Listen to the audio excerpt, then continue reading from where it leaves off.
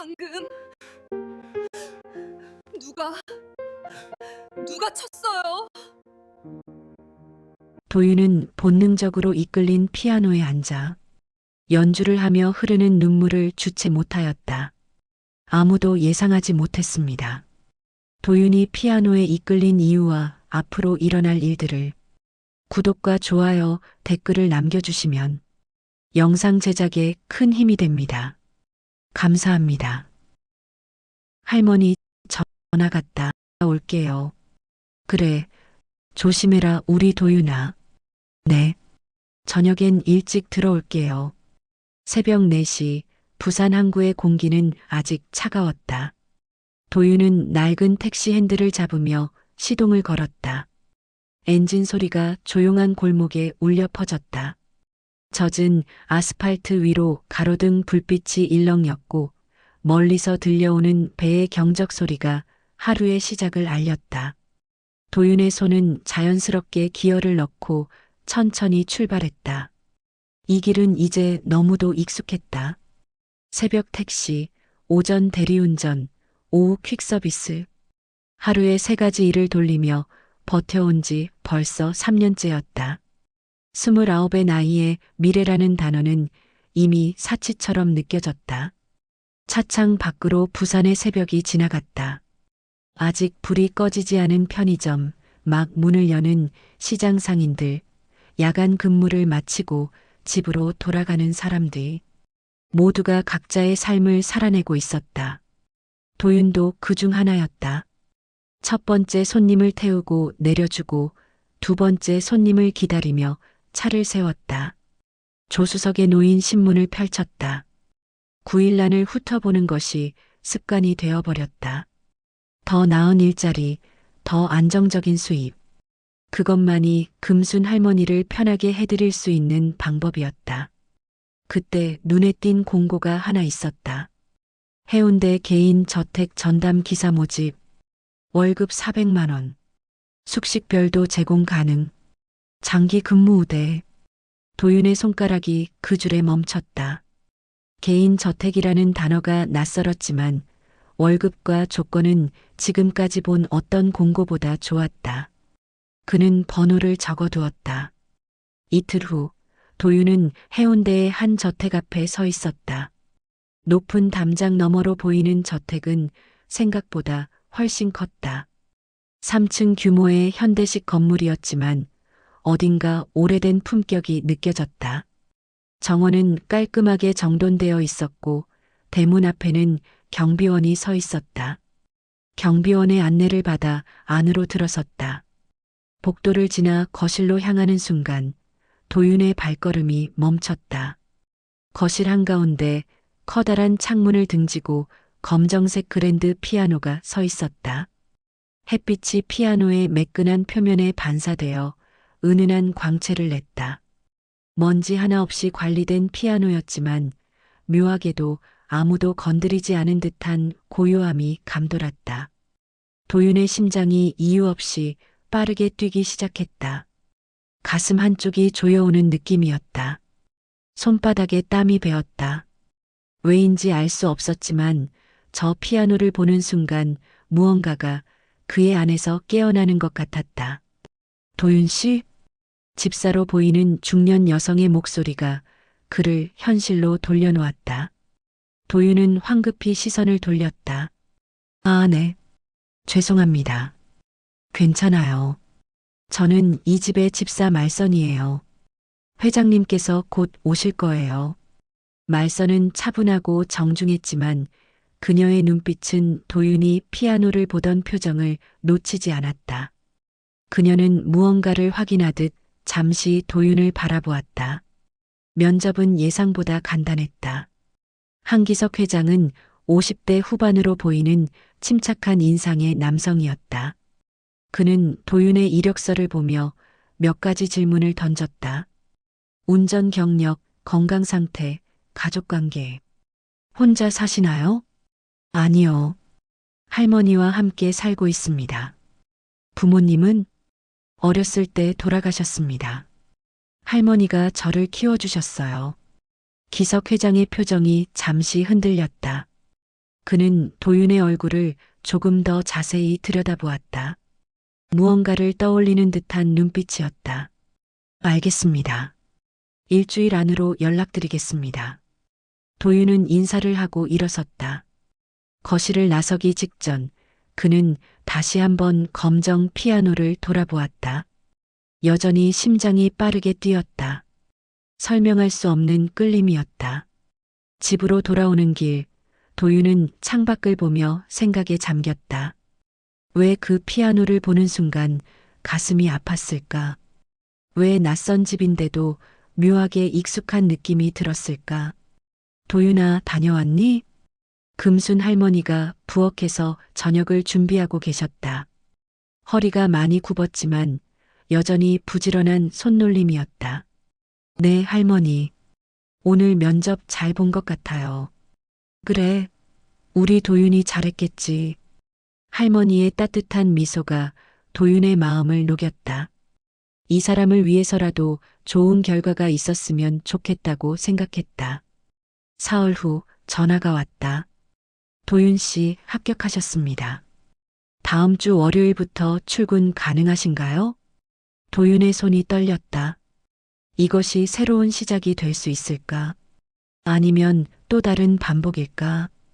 그는 알 수 없었다. 하지만 한 가지는 확실했다. 저 검정 피아노가 자신을 부르고 있다는 것.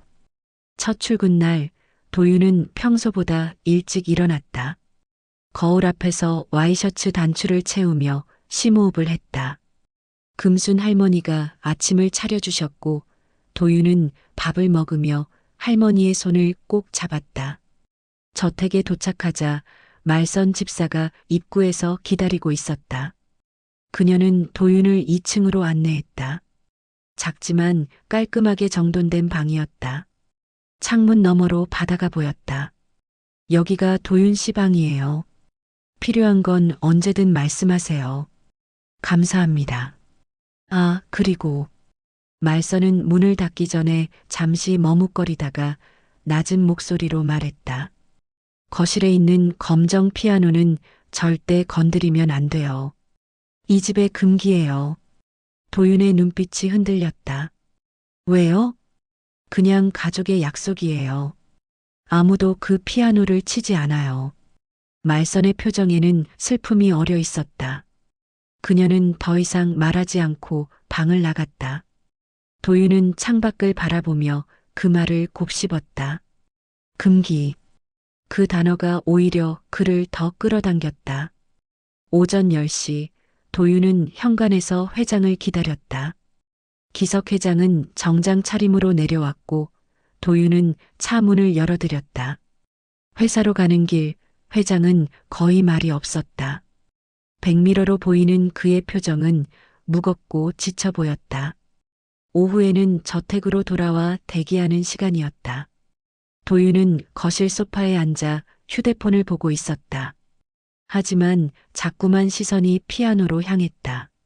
검은 광택, 닫힌 건반 뚜껑, 그 아래 숨겨진 88개의 건반. 그때 계단에서 발소리가 들렸다. 도윤이 고개를 들자 한 여성이 천천히 내려오고 있었다. 단정한 원피스 차림의 긴 생머리를 한 그녀는 창백하지만 단아한 인상이었다. 회장의 부인 오미정이었다. 그녀는 도윤을 보자 잠시 멈칫했다. 눈빛이 흔들렸다. 마치 유령을 본 듯한 표정이었다. 도윤은 황급히 일어나 인사했다. 안녕하세요. 새로 온 기사 도윤입니다. 미정은 한참 동안 도윤을 바라보다가 겨우 고개를 끄덕였다. 그녀의 손이 가슴팍을 짚었다. 숨이 가빠지는 것 같았다. 괜찮으세요? 아니, 괜찮아요. 미정은 그렇게 말하고는 서둘러 2층으로 올라갔다. 도윤은 그녀의 뒷모습을 보며 고개를 갸우뚱했다. 자신에게 무슨 문제라도 있는 걸까? 저녁 무렵 도윤은 저택 정원을 거닐고 있었다. 바다에서 불어오는 바람이 상쾌했다. 그때 뒤에서 누군가 말을 걸었다. 새로 오신 기사님이시죠? 도윤이 돌아보자 20대 중반으로 보이는 여성이 서 있었다.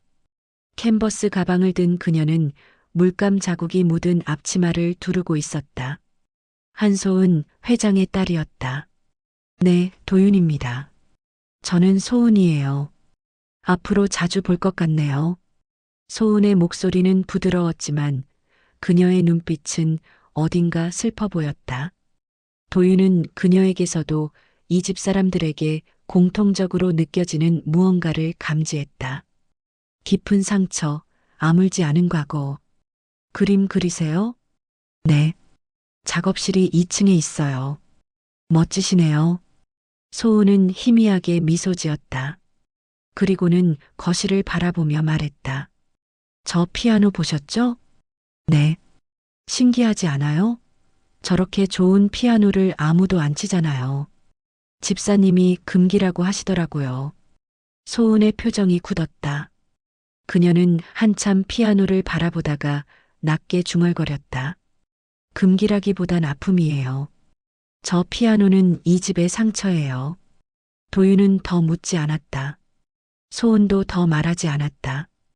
둘은 그렇게 잠시 침묵 속에 서 있었다. 밤이 되어 도윤은 자신의 방으로 돌아왔다. 침대에 누워 천장을 바라보았다. 이 집에는 분명 무언가가 있었다. 모두가 숨기고 있는 비밀, 아무도 꺼내지 못하는 과거. 그리고 그 중심에 검정 피아노가 있었다. 도윤은 눈을 감았다. 이상하게도 오늘 하루 종일 머릿속에서 어떤 멜로디가 맴돌았다. 어디서 들어본 것 같기도 하고 전혀 모르는 곡 같기도 했다. 달빛처럼 부드럽고 물결처럼 일렁이는 선율. 왜일까? 왜 자꾸 그 피아노가 자신을 부르는 것 같을까? 도윤은 잠들기 전까지 그 물음을 품고 있었다. 이튿날 오전, 도윤은 소은의 이동을 책임지게 되었다. 그녀는 시내의 한 화랑에서 전시 준비를 하고 있었고, 매일 오전 10시에 출발했다. 차 안은 조용했다. 소은은 뒷좌석에 앉아 창밖을 바라보고 있었다. 도윤은 백미러로 그녀를 힐끗 보았다. 그녀의 표정은 몽환적이었다. 마치 다른 세계에 있는 사람처럼. 음악 틀어드릴까요? 도윤의 물음에 소은이 고개를 들었다. 좋아요. 아무거나요. 도윤은 라디오를 켰다. 클래식 채널이 흘러나왔다. 드뷔시의 피아노 곡이었다. 소은의 눈빛이 반짝였다. 이 곡 좋아하세요? 네. 비 오는 날에 들으면 딱이에요. 도윤이 미소 지었다. 저도요. 빗소리랑 잘 어울리죠. 소은이 처음으로 밝게 웃었다. 그 미소가 차 안을 환하게 만들었다. 화랑에 도착해 소은을 내려드리고 도윤은 근처 카페에서 대기했다. 3시간 후 다시 데리러 갈 예정이었다. 그는 커피를 주문하고 창가 자리에 앉았다. 핸드폰을 보다가 문득 밖을 보았다. 비가 내리기 시작했다. 봄비였다. 부드럽고 촉촉한 빗줄기가 유리창을 타고 흘러내렸다. 도윤은 커피를 한 모금 마시며 빗소리에 귀를 기울였다. 그 순간 또다시 그 멜로디가 머릿속에 울려 퍼졌다. 더 선명하게, 더 강렬하게. 도윤은 눈을 감았다. 멜로디가 그를 어딘가로 데려가는 것 같았다. 어두운 공간, 작은 손, 피아노 건반, 옆에 누군가 앉아 있다. 작고 따뜻한 존재, 함께 건반을 누르고 있다. 도윤은 화들짝 놀라 눈을 떴다. 심장이 요동쳤다. 방금 본 건 뭐였을까? 기억일까? 환상일까? 오후 3시, 도윤은 화랑 앞에서 소은을 기다렸다. 그녀가 나왔을 때는 여전히 비가 내리고 있었다. 소은은 우산도 없이 그냥 비를 맞으며 걸어 나왔다. 소은 씨, 도윤이 황급히 우산을 펼쳐 그녀에게 다가갔다. 소은은 고개를 들어 빗방울을 맞으며 미소 지었다. 비 냄새 좋아해요.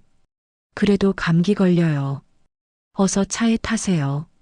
차 안에서 소은은 젖은 머리를 닦으며 말했다. 도윤 씨는 비 좋아하세요? 네. 특히 새벽비. 왜요? 세상이 조용해지잖아요. 빗소리만 들리고. 소은이 고개를 끄덕였다. 저도요. 그럴 때 그림이 잘 그려져요. 돌아오는 길, 둘은 더 많은 이야기를 나눴다. 좋아하는 계절, 좋아하는 음식, 좋아하는 시간. 둘은 놀라울 만큼 많은 것이 비슷했다. 커피는 어떻게 드세요? 쓴 게 좋아요. 설탕 안 넣고. 저도요. 소은이 신기하다는 듯 웃었다. 참 신기해요. 처음 만났는데 이렇게 편할 수가 있나? 도윤도 같은 생각이었다. 이 사람과는 말하지 않아도 통하는 무언가가 있었다. 저택에 도착했을 때 소은은 차에서 내리기 전에 잠시 머뭇거렸다. 도윤 씨, 네. 혹시 달빛이라는 곡 아세요? 도윤의 손이 핸들 위에서 굳었다. 달빛. 방금 전 카페에서 머릿속을 맴돌던 그 멜로디. 잘은 모르는데 어디선가 들어본 것 같아요. 소은이 고개를 끄덕였다. 저는 그 곡을 들으면 가슴이 저려요. 왜 그런지 모르겠어요. 둘은 서로를 바라보았다. 설명할 수 없는 감정이 공기 중에 맴돌았다. 그날 밤 도윤은 방에서 핸드폰으로 달빛을 검색했다. 드뷔시의 달빛이 나왔다. 그는 재생 버튼을 눌렀다.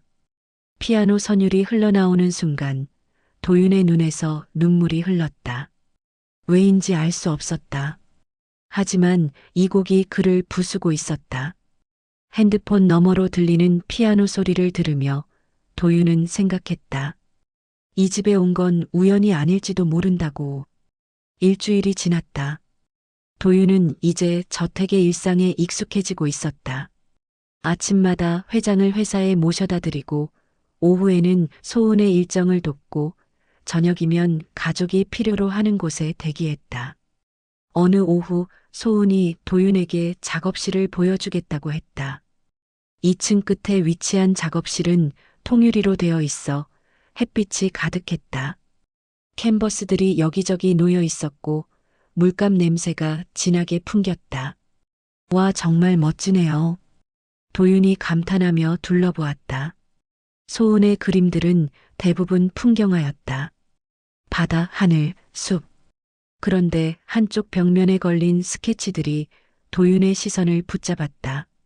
검정 피아노 옆에 앉아 있는 두 아이의 실루엣. 정확한 얼굴은 그려지지 않았지만 아이들의 뒷모습이 묘하게 슬퍼 보였다. 이건. 도윤이 그 그림 앞에 멈춰섰다. 소은이 다가왔다. 어렸을 때부터 자꾸 떠올라요. 이 장면이 기억인가요? 모르겠어요. 꿈인지 기억인지. 소은은 그림을 가만히 바라보았다. 두 아이가 피아노 옆에 나란히 앉아 있어요. 한 명이 치면 다른 한 명이 웃어요. 그런데 갑자기 한 명이 사라져요. 도윤의 심장이 철렁 내려앉았다. 그 다음은요? 기억이 안 나요. 아니, 그릴 수가 없어요. 그 이유는 온통 어둠뿐이에요. 소은의 목소리가 떨렸다. 도윤은 그녀의 옆에 조용히 서서 그림을 함께 바라보았다. 혹시 소은 씨도 형제가 있었나요? 소은이 고개를 돌려 도윤을 보았다. 그녀의 눈빛이 흔들렸다. 있었대요. 쌍둥이 오빠가. 있었다고요? 어렸을 때 잃어버렸대요. 그 이후로 우리 가족은 다 부서져 버렸어요. 소은은 창밖을 바라보며 말을 이었다. 부모님은 웃지 않으세요. 저 피아노는 아무도 치지 않아요. 이 집은 살아있는데 죽어 있어요. 도윤은 아무 말도 할 수 없었다. 그저 그녀의 슬픔이 너무도 무겁게 느껴질 뿐이었다. 도윤 씨는요? 가족이 있으세요? 할머니가 계세요. 평생 저를 키워주셨어요. 부모님은? 모릅니다. 제 기억은 7살부터예요. 소은이 놀란 표정으로 도윤을 바라보았다. 기억이 없다고요? 네. 어느 날 갑자기 보호소에 있었대요. 할머니가 저를 데려가셨고요. 둘은 서로를 바라보았다. 말하지 않아도 알 수 있었다. 둘 다 과거에 큰 구멍이 있었다. 채워지지 않은 공백. 그런데 이상해요. 소은이 조심스럽게 말했다. 도윤 씨를 보면 왠지 외롭지 않아요. 원래 외로웠는데 도윤 씨가 오고 나서는 덜해요. 도윤도 같은 감정이었다. 이 사람 옆에 있으면 마음이 편했다. 설명할 수 없는 안정감. 해가 기울어가는 오후 둘은 작업실에서 나와 정원을 걸었다. 바다 냄새가 바람에 실려왔다. 도윤 씨, 혹시 바다 좋아하세요? 네. 파도 소리 들으면 마음이 편해져요. 저도요. 소은이 미소 지었다. 그 미소에는 이전보다 조금 더 온기가 담겨 있었다. 그날 저녁 도윤은 방으로 돌아와 침대에 누웠다. 오늘 본 스케치가 자꾸 떠올랐다. 두 아이, 검정 피아노, 그리고 사라진 한 명. 왜일까? 왜 그 그림이 자신에게도 익숙하게 느껴질까? 도윤은 눈을 감고 기억을 더듬었다. 7살 이전의 기억은 정말 아무것도 없었다. 그저 어둠뿐이었다. 하지만 가끔, 아주 가끔 어떤 장면이 스쳐 지나갔다. 작은 손, 따뜻한 온기, 함께 웃는 소리, 그리고 검정 피아노.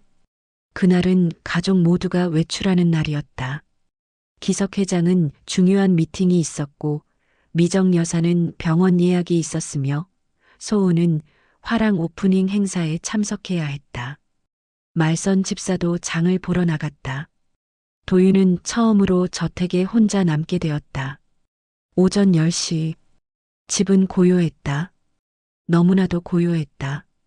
도윤은 정원을 한 바퀴 돌고 주방에서 커피를 내려 마셨다. 그리고 자연스럽게 거실로 향했다. 검정 그랜드 피아노가 햇빛을 받으며 서 있었다. 오늘따라 더 선명하게 빛나는 것 같았다. 도윤은 천천히 다가갔다. 심장이 빠르게 뛰기 시작했다. 건드리면 안 된다고 했지. 하지만 발걸음은 멈추지 않았다. 마치 누군가 그를 끌어당기는 것처럼. 도윤은 피아노 앞에 섰다. 매끈한 검정 표면에 자신의 얼굴이 비쳤다. 손이 저절로 움직여 건반 뚜껑을 열었다. 88개의 건반이 차례로 드러났다. 흰색과 검은색 건반들이 질서정연하게 놓여 있었다. 도윤은 의자를 당겨 앉았다. 손을 건반 위에 올렸다. 차가운 감촉이 손끝에 전해졌다. 그 순간 무언가가 그의 안에서 폭발했다. 손가락이 스스로 움직이기 시작했다. 도레미파솔라시도. 아니, 그보다 더 복잡한 움직임. 왼손과 오른손이 독립적으로 움직이며 건반을 눌렀다. 멜로디가 흘러나왔다. 달빛. 배운 적 없는 곡. 악보를 본 적도 없는 곡. 그런데 손은 정확히 알고 있었다.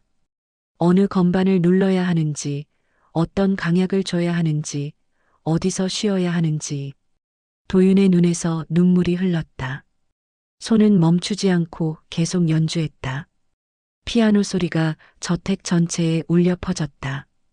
22년 동안 잠들어 있던 악기가 마침내 깨어났다. 연주하는 동안 도윤의 머릿속에 장면들이 스쳐 지나갔다. 어린아이. 피아노 앞에 앉아 있다. 옆에 또 다른 아이가 있다. 둘이 함께 웃는다. 한 명이 치면 다른 한 명이 박수를 친다. 잘한다, 우리 아들. 누군가의 목소리. 따뜻하고 다정한 목소리. 형아, 나도 칠래. 작고 앙증맞은 목소리. 그리고 갑자기 모든 것이 어두워진다. 시끄러운 소리들.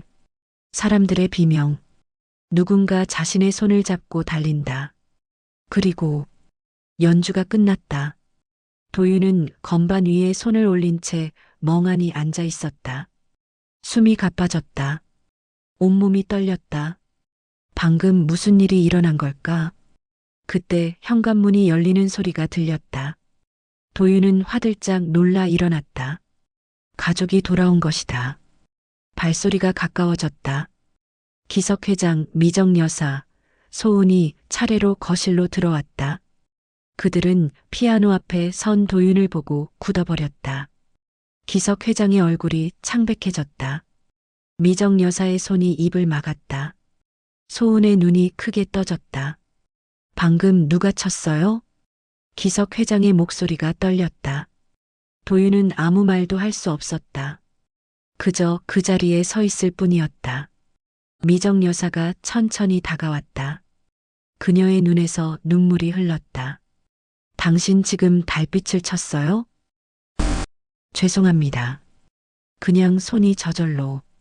소은이 다가와 도윤의 손을 잡았다. 그녀는 떨리는 목소리로 물었다. 어떻게 칠 수 있어요? 배운 적도 없다고 하지 않았어요? 저도 모르겠어요. 그냥 손이 알고 있었어요. 기석 회장이 천천히 다가왔다. 그는 도윤의 얼굴을 자세히 들여다보았다. 그의 손이 떨리며 도윤의 어깨를 잡았다. 혹시 당신, 회장의 목소리가 끊겼다. 그는 더 이상 말을 잇지 못했다. 거실은 침묵에 잠겼다. 피아노만이 그 자리에 조용히 서 있었다. 하지만 이제 그 피아노는 더 이상 금기가 아니었다. 22년 만에 누군가가 그 악기를 깨웠다. 그리고 그 순간 모든 것이 움직이기 시작했다. 그날 밤 저택의 거실에는 긴장감이 감돌았다. 기석 회장이 소파에 앉아 있었고 미정 여사는 그의 옆에서 손수건을 쥐고 있었다. 소은은 창가에 서서 밤하늘을 바라보고 있었고 도윤은 그들 맞은편에 앉아 있었다. 말선 집사가 차를 내왔지만 아무도 손대지 않았다. 공기는 무겁고 숨막혔다. 기석 회장이 먼저 입을 열었다. 도윤 씨, 당신에게 물어볼 게 있습니다. 네, 말씀하세요. 당신은 정말 피아노를 배운 적이 없습니까? 네. 한 번도요. 그런데 어떻게 달빛을 완벽하게 칠 수 있었죠? 도윤은 대답할 수 없었다. 그도 이해할 수 없었다. 손이 기억하고 있었다. 몸이 알고 있었다. 하지만 머리는 아무것도 기억하지 못했다. 미정 여사가 떨리는 목소리로 말했다. 손버릇도 똑같았어요. 손버릇이요? 연주할 때 왼손 새끼손가락을 살짝 드는 버릇. 그리고 마지막 음을 칠 때 고개를 약간 숙이는 것. 미정 여사의 눈에서 눈물이 떨어졌다. 우리 아들이 그랬어요. 똑같이. 도윤의 심장이 세게 뛰었다. 기석 회장이 천천히 말을 이었다. 22년 전 3월 7일이었습니다. 우리 가족은 광안리 축제에 갔었죠. 쌍둥이 아들들이 7살 때였습니다. 소은이 창가에서 돌아와 아버지 옆에 앉았다. 그녀도 이 이야기를 완전히 아는 것은 아니었다. 가족은 그동안 이 이야기를 거의 꺼내지 않았다. 형제는 정말 닮았습니다. 얼굴도 목소리도 심지어 웃는 방식까지. 하지만 성격은 조금 달랐죠. 형은 조용했고 동생은 활발했습니다. 기석 회장의 목소리가 잠겼다. 그는 잠시 멈췄다가 다시 말을 이었다. 축제장이 너무 붐볐습니다. 사람들이 너무 많았어요. 그리고 순식간에 한 아이가 사라졌습니다. 어떻게 된 건가요? 모릅니다. 한순간 손을 놓쳤고 돌아보니 없었어요. 우리는 미친 듯이 찾았습니다. 경찰, 소방서, 자원봉사자들까지 총동원했죠. 하지만 미정 여사가 흐느꼈다. 못 찾았어요. 흔적도 없이 사라져버렸어요. 소은이 조용히 말했다. 그게 저예요. 사라진 건 제 쌍둥이 오빠였어요. 저는 그날 이후로 오빠를 기억하지 못해요. 너무 어렸으니까요. 하지만 가끔 꿈에서 봐요. 도윤은 숨을 깊게 들이마셨다. 머릿속이 복잡했다. 3월 7일. 그 날짜가 그에게도 의미가 있었다. 저도 3월 7일에 보호소에 갔다고 들었습니다. 거실의 공기가 얼어붙었다. 모두가 도윤을 바라보았다. 기석 회장이 몸을 앞으로 숙였다. 무슨 말입니까? 할머니가 말씀하셨어요. 제가 3월 7일에 보호소에서 발견됐다고. 이름도 모르고 기억도 없는 상태로요. 미정 여사의 손이 가슴을 짚었다. 소은은 눈을 크게 뜨고 도윤을 바라보았다. 어느 보호소였습니까? 부산 북구에 있는 곳이라고 들었어요. 기석 회장의 손이 떨렸다. 그는 아내를 바라보았다. 둘의 눈빛이 마주쳤다. 당신 혹시...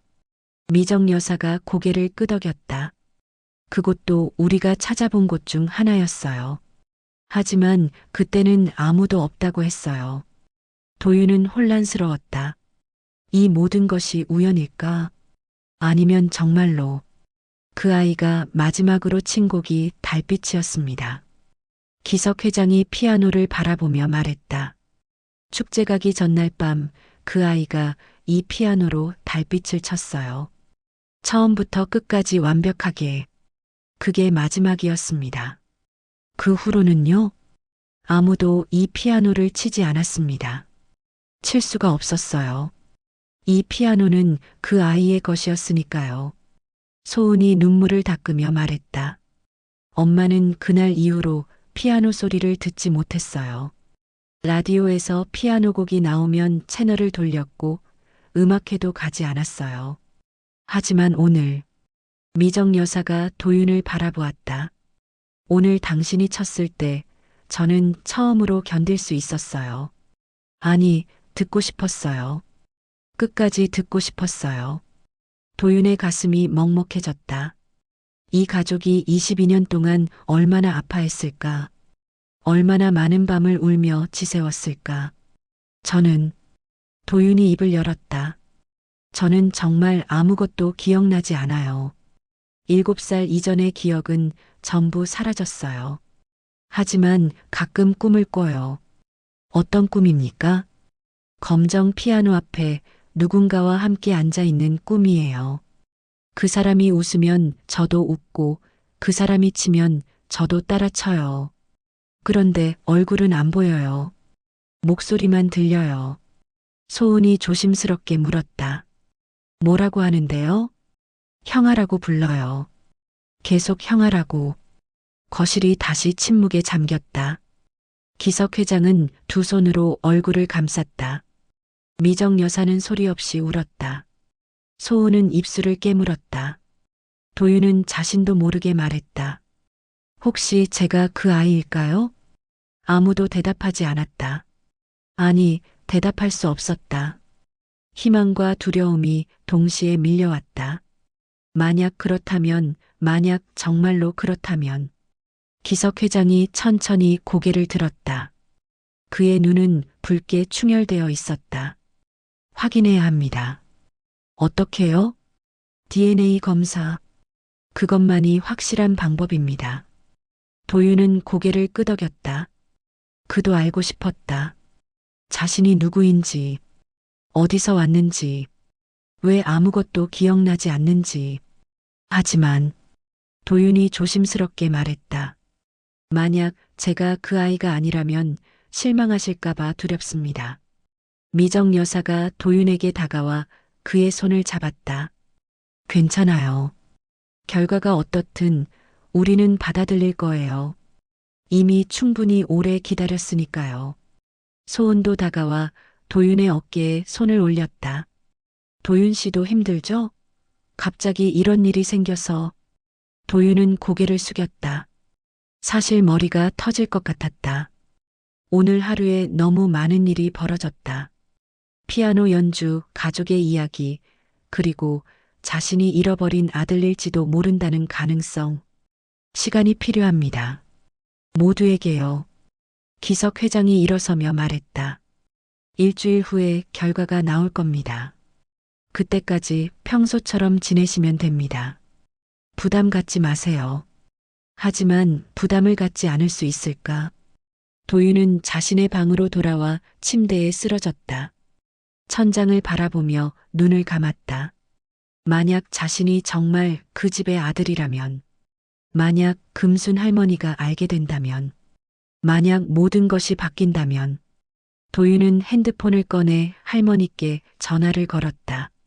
할머니, 저예요. 응, 우리 도윤이. 밥은 먹었니? 네, 할머니는요? 나도 먹었다. 뭔 일 있니? 목소리가 이상하네. 도윤은 잠시 망설이다가 말했다. 아니요. 그냥 목소리 듣고 싶어서요.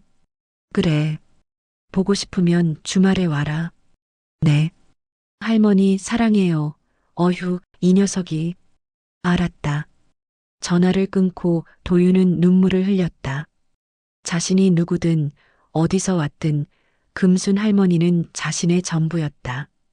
그것만은 변하지 않았으면 좋겠다고 생각했다. 창밖으로 달이 떠올랐다. 은은한 달빛이 방 안으로 스며들었다. 달빛처럼 부드럽고 달빛처럼 슬픈 밤이었다. 검사를 위해 도윤은 다음날 병원을 방문했다. 기석 회장도 함께 갔다. 체열은 금방 끝났다. 간호사는 일주일 후 결과가 나온다고 말했다. 병원을 나오는 길 회장은 도윤에게 말했다. 커피 한 잔 하시겠습니까? 네.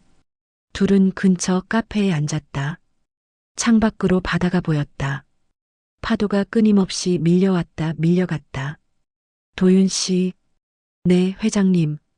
이 일주일이 우리 모두에게 힘들 겁니다. 하지만 견뎌야 합니다. 알고 있습니다. 기석 회장은 커피를 한 모금 마시고 말을 이었다. 사실 저는 이미 알고 있는 것 같습니다. 네. 당신을 처음 봤을 때부터요. 그 눈빛, 그 미소. 제 아들과 똑같았어요. 도윤은 아무 말도 할 수 없었다. 하지만 믿고 싶지 않았어요. 22년 동안 찾지 못했는데 갑자기 나타나다니. 너무 꿈 같았죠. 저도 혼란스럽습니다. 당연합니다.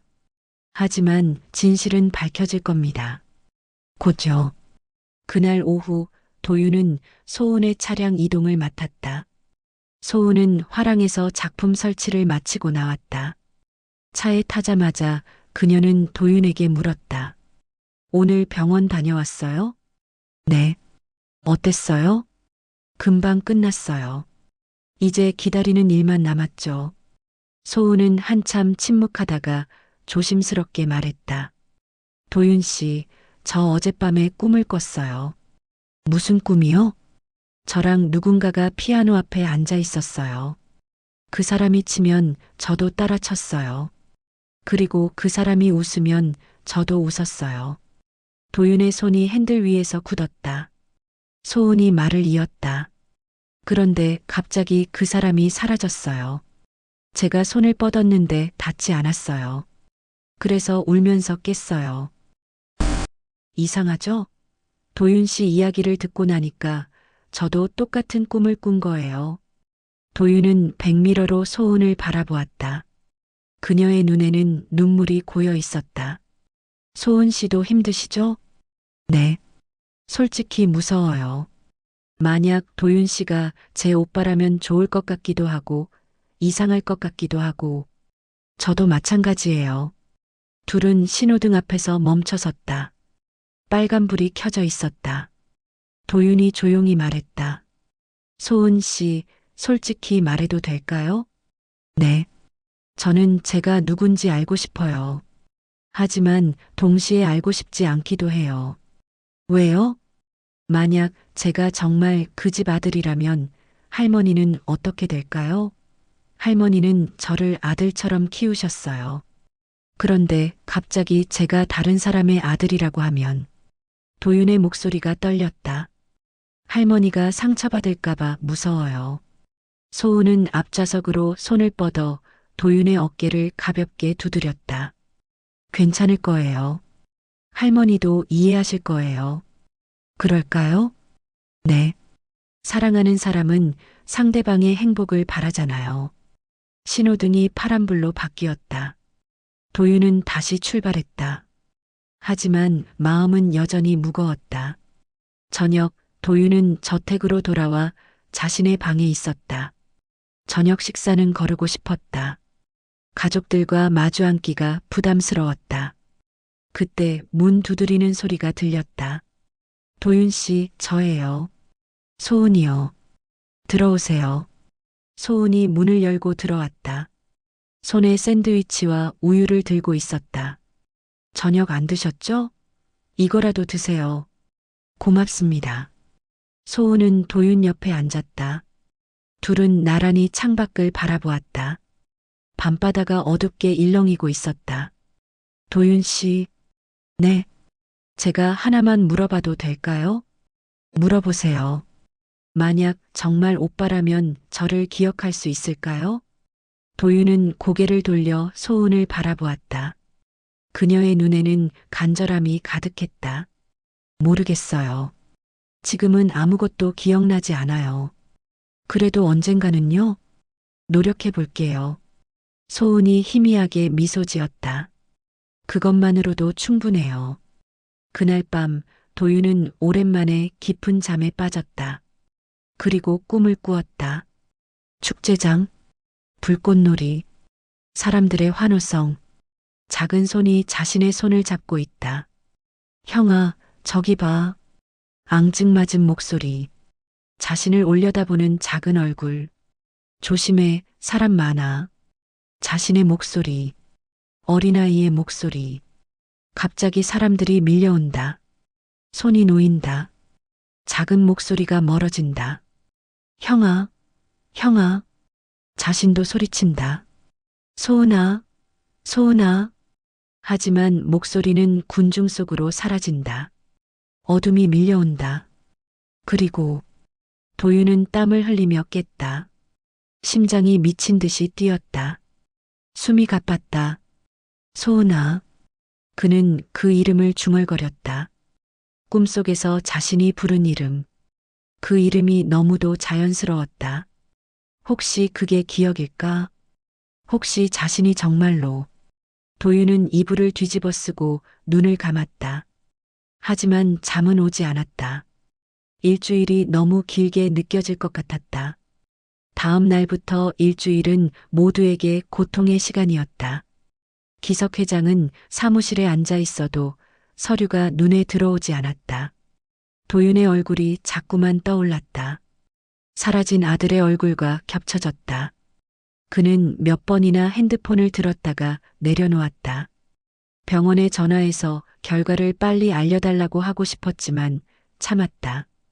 회의 중에도 멍하니 창밖만 바라보았다. 비서가 몇 번이나 불러야 정신을 차렸다. 회장님, 괜찮으십니까? 아, 미안합니다. 계속하세요. 하지만 집중할 수 없었다. 22년 전 그날이 자꾸 떠올랐다. 축제장에서 아들을 잃었을 때의 그 공포, 찾지 못했을 때의 절망, 그리고 시간이 지나면서 점점 희미해지던 희망. 이제 그 희망이 다시 살아나고 있었다. 하지만 그것이 다시 꺼질까봐 두려웠다. 미정 여사는 더 심했다. 그녀는 22년 동안 닫아두었던 작은 방을 열었다. 쌍둥이 아들들의 방이었다. 먼지가 쌓인 장난감들, 작은 옷들, 그리고 벽에 붙은 사진들. 그녀는 사진 한 장을 떼어내 손에 들었다. 7살 쌍둥이가 피아노 앞에 앉아 웃고 있는 사진이었다. 두 아이는 정말 똑같이 생겼다. 누가 형이고 누가 동생인지 구분하기 어려울 정도였다. 도윤아, 내가 우리 아들이니? 그녀는 사진을 가슴에 안고 눈물을 흘렸다. 이 일주일이 너무 길게 느껴졌다. 하루하루가 1년 같았다. 매일 밤 그녀는 꿈을 꾸었다. 도윤이 자신을 엄마라고 부르는 꿈. 하지만 깨면 현실이었다. 아직 아무것도 확실하지 않았다. 소은은 작업실에서 그림을 그렸다. 아니, 그리려고 했다. 하지만 붓이 움직이지 않았다. 캔버스 앞에 앉아만 있었다. 머릿속은 온통 도윤 생각뿐이었다. 만약 그가 정말 오빠라면, 22년 만에 돌아온 오빠라면, 기억하지 못하는 오빠라면, 그녀는 예전에 그렸던 스케치를 다시 꺼냈다. 두 아이가 피아노 옆에 앉아 있는 그림. 이제 그 그림이 다르게 보였다. 혹시 저 두 아이가 자신과 오빠였을까? 오빠. 그녀는 그 단어를 입 밖으로 내보았다. 낯설지만 따뜻한 단어였다. 밤마다 그녀는 도윤의 방 앞을 지나쳤다. 노크하고 싶었지만 참았다. 그도 힘들 거라고 생각했다. 어느 날 밤 그녀는 용기를 내서 문을 두드렸다. 도윤 씨, 자고 계세요? 잠시 후 문이 열렸다. 도윤은 잠을 자지 못한 얼굴이었다. 소은 씨, 무슨 일이에요? 저도 잠이 안 와서요. 같이 차라도 마실까요? 좋아요. 둘은 부엌으로 내려가 따뜻한 차를 끓였다. 거실 소파에 앉아 차를 마시며 창밖을 바라보았다. 달이 밝았다. 도윤 씨는 어때요? 요즘 솔직히 힘들어요. 매일 같은 생각만 해요. 저도요. 소은이 차를 한 모금 마시고 말을 이었다. 결과가 어떻게 나올까요? 모르겠어요. 하지만 어떤 결과든 받아들여야죠. 만약 오빠가 맞다면 저희 가족이 될 건데 어떨 것 같아요? 도윤은 한참 생각하다가 대답했다. 두려워요. 가족이 생긴다는 게 좋기도 하지만 할머니 생각하면 마음이 아파요. 할머니께 말씀드릴 거예요? 결과 나오면 말씀드려야죠. 숨길 수는 없으니까요. 소은은 고개를 끄덕였다. 그녀도 금순 할머니를 생각하면 마음이 무거웠다. 22년 동안 도윤을 키워온 분인데 갑자기 다른 가족이 나타난다면 얼마나 놀라실까? 할머니도 이해하실 거예요. 그랬으면 좋겠어요. 둘은 한참 동안 말없이 앉아 있었다. 하지만 그 침묵은 불편하지 않았다. 오히려 서로를 위로하는 것 같았다. 도윤에게도 힘든 나날이었다. 매일 아침 일어나면 오늘은 며칠 남았지? 라고 계산했다. 일주일이 왜 이렇게 긴지. 운전을 하면서도 자꾸만 생각에 잠겼다. 신호등이 바뀌어도 못 보고 있을 때가 있었다. 뒷차가 경적을 울려야 정신을 차렸다. 기석 회장을 모시고 갈 때마다 백미러로 그를 힐끗 봤다. 혹시 이분이 자신의 아버지일까? 그 생각을 하면 가슴이 뛰었다. 그리고 금순 할머니 생각을 하면 마음이 찢어질 것 같았다. 주말에 집에 가서 할머니를 봤을 때 평소처럼 밥을 차려주시고 웃으시는 모습을 보면서 도윤은 눈물을 참아야 했다. 도윤아, 요즘 안색이 안 좋다. 무슨 일 있니? 아니에요, 할머니. 그냥 조금 피곤해서요. 일이 힘드니? 그만두고 다른 데 알아볼까? 아니에요. 괜찮아요. 도윤은 할머니를 꼭 안았다. 이 사람만은 잃고 싶지 않았다. 자신이 누구든 어디서 왔든 이 사람은 영원히 자신의 할머니였다. 마침내 일주일이 지났다. 결과가 나오는 날이 왔다. 도윤은 아침 일찍 일어나 샤워를 했다. 손이 떨렸다. 옷을 입는 것조차 힘들었다. 기석 회장이 함께 병원에 가자고 했다. 차 안은 침묵으로 가득했다. 둘 다 말을 할 수 없었다. 병원에 도착해 의사 앞에 앉았다. 의사는 봉투를 꺼내 책상 위에 놓았다. 결과 나왔습니다. 기석 회장의 손이 떨렸다. 도윤은 숨을 참았다. 의사가 천천히 봉투를 열었다. 서류를 꺼내 읽기 시작했다. 친자 관계 확률. 시간이 멈춘 것 같았다. 99.99%입니다. 침묵. 긴 침묵. 그리고 기석 회장의 눈에서 눈물이 흘러내렸다. 정말입니까? 네. 확실합니다. 도윤 씨는 회장님의 친아들이 맞습니다. 도윤은 아무 말도 할 수 없었다. 머리가 하얘졌다. 심장이 터질 것 같았다. 기석 회장이 도윤을 꼭 안았다. 그의 몸이 떨렸다. 아들아, 우리 아들. 도윤은 그제야 눈물을 흘렸다. 22년 동안 비어있던 무언가가 채워지는 느낌이었다. 하지만 동시에 무너지는 느낌이기도 했다. 이제 모든 것이 바뀔 것이다. 그리고 가장 어려운 일이 남아 있었다. 금순 할머니께 말씀드리는 일. 병원에서 나오는 길, 기석 회장과 도윤은 한참 동안 차 안에 그냥 앉아 있었다. 둘 다 시동을 걸 생각을 하지 못했다. 결과지를 손에 쥔 채 멍하니 앞만 바라보았다. 도윤아. 회장이 처음으로 반말을 했다. 그 한 단어에 22년의 그리움이 담겨 있었다. 내 아버지. 도윤도 그렇게 불러보았다. 낯설었지만 이상하게 입에서 자연스럽게 나왔다. 회장은 고개를 돌려 도윤을 바라보았다. 눈가에 아직 눈물이 마르지 않았다. 집에 가서 엄마와 소은이에게 알려야겠구나. 네. 하지만 그 전에 할머니께 먼저 말씀드려야 하지 않겠니? 도윤은 고개를 끄덕였다. 가슴이 조였다. 할머니께 어떻게 말씀드려야 할까? 무슨 말로 시작해야 할까? 아버지도 함께 가주시겠어요? 물론이다. 당연히 가야지. 저택으로 돌아오자 미정 여사와 소은이 현관에서 기다리고 있었다. 두 사람의 얼굴에는 긴장과 기대가 뒤섞여 있었다. 기석 회장이 차에서 내리자마자 말했다. 맞았어. 우리 아들이야. 미정 여사의 무릎에 힘이 풀렸다. 소은이 얼른 어머니를 붙잡았다. 미정 여사는 소리내어 울기 시작했다. 소은도 눈물을 흘렸다. 도윤이 차에서 내리자 미정 여사가 달려와 그를 끌어안았다. 도윤아, 우리 도윤이. 어머니. 도윤도 처음으로 그렇게 불렀다. 미정 여사는 더욱 세게 그를 안았다. 22년 동안 안지 못한 아들. 22년 동안 그리워한 아들. 소은도 다가와 도윤의 손을 잡았다. 오빠. 그 한마디에 도윤의 눈에서도 눈물이 흘렀다.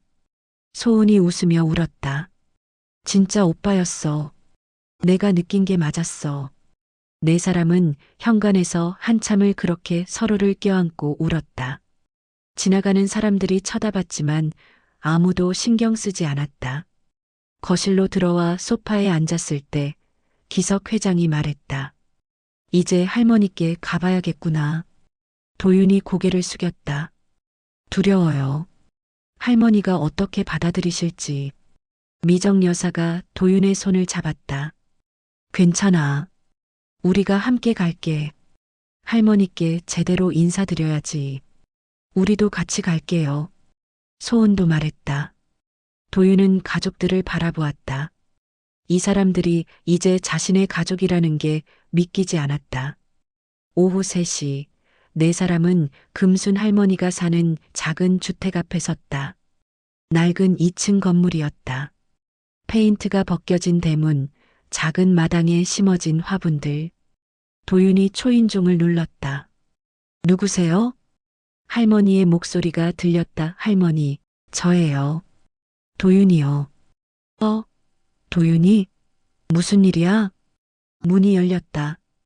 금순 할머니가 나왔다가 도윤 뒤에 선 세 사람을 보고 놀란 표정을 지었다. 아이고, 이게 누구신가?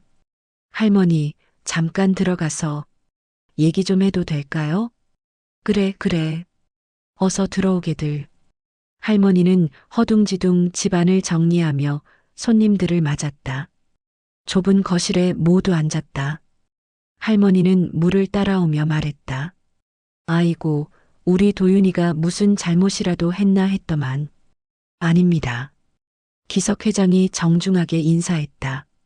저는 한기석이라고 합니다. 도윤 씨의 아버지입니다. 할머니의 손에서 컵이 떨어질 뻔했다. 소은이 얼른 받아냈다. 네, 뭐라고요? 할머니, 앉으세요. 도윤이 할머니를 부축해 앉혔다. 그리고 천천히 지난 일주일간의 일들을 설명했다. 피아노를 친 것, 가족의 이야기를 들은 것, DNA 검사를 한 것, 그리고 오늘 나온 결과. 할머니는 말없이 듣고 있었다. 표정을 읽을 수 없었다. 이야기가 끝나자 한참 침묵이 흘렀다. 할머니는 도윤을 바라보았다. 그 눈빛에는 슬픔과 기쁨이 동시에 담겨 있었다. 그래, 그래서 내가 누군지 알게 됐구나. 할머니는 괜찮다, 할머니는 항상 궁금했단다. 내가 어디서 왔는지, 부모님은 누구신지. 할머니의 눈에서 눈물이 흘렀다. 이제 알게 돼서 할머니는 기쁘다, 할머니. 저는 내가 뭘 걱정하는지 알아. 할머니를 버릴까 봐 걱정되는 거지. 도윤이 고개를 끄덕이며 울었다. 할머니가 도윤의 손을 꼭 잡았다. 이 바보야, 할머니가 너를 22년 동안 키웠는데 그게 어디 가니? 내가 누구 아들이든 할머니한테는 우리 도윤이야. 기석 회장이 자리에서 일어나 할머니 앞에 무릎을 꿇었다. 할머니 정말 감사합니다. 제 아들을 살려주시고 키워주시고 사람 되게 해주셔서. 그의 목소리가 떨렸다. 평생 은혜를 갚아도 부족할 것 같습니다. 미정 여사도 함께 무릎을 꿇었다. 할머니, 저희 아들을 지켜주셔서 정말 감사합니다. 소은도 무릎을 꿇으며 인사했다. 할머니, 오빠를 보살펴 주셔서 감사합니다. 할머니는 당황하며 세 사람을 일으켰다. 아니, 이게 무슨 짓이여. 어서 일어나시게들. 할머니. 기석 회장이 진지한 표정으로 말했다. 도윤이는 이제 두 집의 아들입니다. 우리 집의 아들이기도 하지만 할머니의 손자이기도 합니다. 그야 당연하지. 그러니 도윤이가 할머니를 계속 볼 수 있게 저희 집에도 언제든 오실 수 있게 해주십시오. 우리는 하나의 가족입니다. 할머니의 눈에서 눈물이 주르륵 흘렀다. 고맙습니다. 정말 고맙습니다. 그날 저녁 6사람은 함께 저녁을 먹었다. 할머니가 손수 음식을 만들었고 미정 여사가 도왔다. 부엌에서 두 어머니는 도윤에 대한 이야기를 나눴다. 어렸을 때 얼마나 말썽꾸러기였는지 몰라요. 우리 도윤이도 그랬어요. 쌍둥이라 둘이 합심해서 온 집안을 난장판으로 만들었죠. 호호, 그랬군요. 식탁에 둘러앉아 밥을 먹으며 도윤은 생각했다. 이 광경이 꿈만 같다고.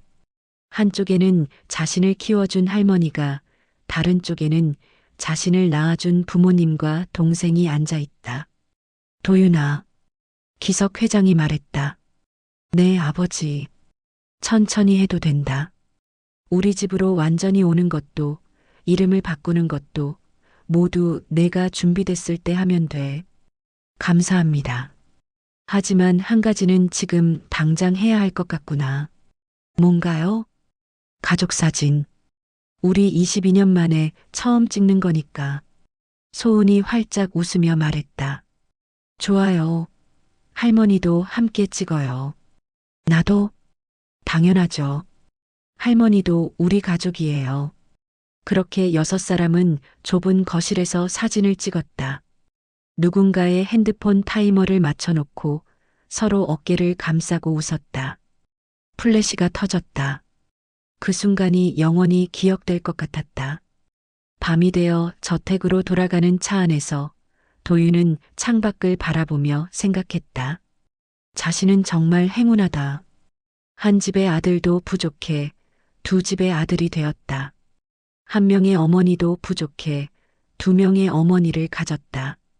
그리고 무엇보다 이제 자신이 누구인지 알게 됐다. 더 이상 혼자가 아니었다. 일주일이 더 지났다. 도윤은 서서히 새로운 삶에 적응해 가고 있었다. 여전히 낯선 것들이 많았지만 가족들이 조심스럽게 기다려 주었다. 어느 토요일 오후 기석 회장이 제안했다. 오늘 저녁에 온 가족이 모이는 게 어떨까? 할머니도 모시고. 좋아요. 소은이 가장 먼저 찬성했다. 도윤도 고개를 끄덕였다. 저녁 6시 금순 할머니가 저택에 도착했다. 말선 집사가 정중하게 모셨다. 할머니는 저택을 둘러보며 감탄했다. 아이고, 이렇게 큰 집에서 우리 도윤이가 일하고 있었구나. 이제는 일하는 게 아니라 사는 곳이에요, 할머니. 소은이 할머니의 팔을 잡으며 말했다. 그래, 그렇지. 우리 도윤이 집이지. 거실로 안내하자 할머니는 검정 피아노를 보고 눈을 크게 떴다. 와, 피아노가 정말 크네. 할머니, 오빤 이 피아노 정말 잘 쳐요. 그래, 우리 도윤이가? 네. 나중에 들려드릴게요. 저녁 식사는 모두가 준비한 특별한 상이었다. 미정 여사가 직접 요리했고 소은이 디저트를 준비했으며 기석 회장이 와인을 골랐다. 도윤은 테이블을 세팅했고 할머니는 김치를 담아왔다. 식탁에 둘러앉아 함께 식사를 하며 이야기꽃을 피웠다. 과거의 이야기, 현재의 이야기, 미래의 이야기. 웃음소리가 끊이지 않았다. 도윤이가 어렸을 때 말이야. 할머니가 이야기를 시작하면 모두가 귀를 기울였다. 하루는 혼자 시장에 갔다가 길을 잃었어. 할머니가 얼마나 놀랐는지. 그런데 이 녀석이 어떻게 집에 왔는지 아나? 어떻게요? 피아노 소리를 듣고 따라왔대. 옆집에서 피아노를 치고 있었는데 그 소리가 좋아서 계속 따라왔다더니 우리 집 앞에 도착했다는 거야. 미정 여사가 놀라며 말했다. 정말요? 역시 음악을 좋아했구나. 그랬어요. 항상 음악에 끌렸어요. 도윤이 말했다. 왜인지는 몰랐지만요. 기석 회장이 미소 지으며 말했다. 이제 알게 됐으니 됐지. 내 안에 음악이 있었던 거야. 식사가 끝나고 거실로 이동했다. 소은이 도윤의 손을 잡았다. 오빠, 이제 연주해 줄 수 있어? 뭐요? 달빛. 우리 모두 앞에서. 도윤은 검정 피아노를 바라보았다. 예전처럼 두렵지 않았다. 이제는 편안했다. 이 피아노가 자신의 것이었다는 걸 알았으니까. 할게요. 도윤은 피아노 앞에 앉았다. 가족들이 뒤에 섰다. 금순 할머니, 기석 회장, 미정 여사, 소은, 그리고 말선 집사까지. 도윤은 깊게 숨을 들이마셨다. 그리고 건반에 손을 올렸다. 첫 음이 울려 퍼졌다. 달빛처럼 부드러운 선율이 거실을 채웠다. 도윤의 손은 자연스럽게 움직였다. 이제는 두렵지 않았다. 이제는 기억이 아프지 않았다. 연주하는 동안 미정 여사가 천천히 다가왔다. 그리고 도윤 옆에 앉았다. 도윤이 놀라 연주를 멈추려 하자 미정 여사가 미소 지었다. 계속해. 엄마가 화음을 넣어줄게. 도윤이 다시 연주하기 시작했다. 미정 여사의 손이 건반 위에서 춤을 췄다. 어머니와 아들의 연주. 22년 만의 합주. 소은은 그 광경을 보며 눈물을 흘렸다. 그녀는 스케치북을 꺼내 빠르게 그리기 시작했다. 피아노 앞에 앉은 두 사람. 뒤에서 지켜보는 가족들. 창문으로 들어오는 봄 햇살. 기석 회장은 창밖을 바라보며 조용히 말했다. 이제야 집이 되었구나. 금순 할머니는 손수건으로 눈물을 닦으며 중얼거렸다. 우리 도윤이 정말 잘 컸네. 연주가 끝나자 모두가 박수를 쳤다. 도윤과 미정 여사는 서로를 바라보며 미소 지었다. 잘했어, 아들. 감사합니다, 어머니. 소은이 달려와 두 사람을 껴안았다. 우리 가족 최고. 기석 회장도 다가와 세 사람을 안았다. 금순 할머니도 함께했다. 다섯 사람은 검정 피아노 옆에서 서로를 껴안고 웃었다. 말선 집사는 그 광경을 보며 조용히 미소 지었다. 22년 동안 이 집은 죽어 있었다. 하지만 이제 살아났다. 밤이 깊어갈 무렵 도윤은 2층 발코니에 서서 바다를 바라보았다. 파도 소리가 들렸다. 봄바람이 불었다. 뒤에서 누군가 다가왔다. 소은이었다. 오빠 여기 있었구나. 응.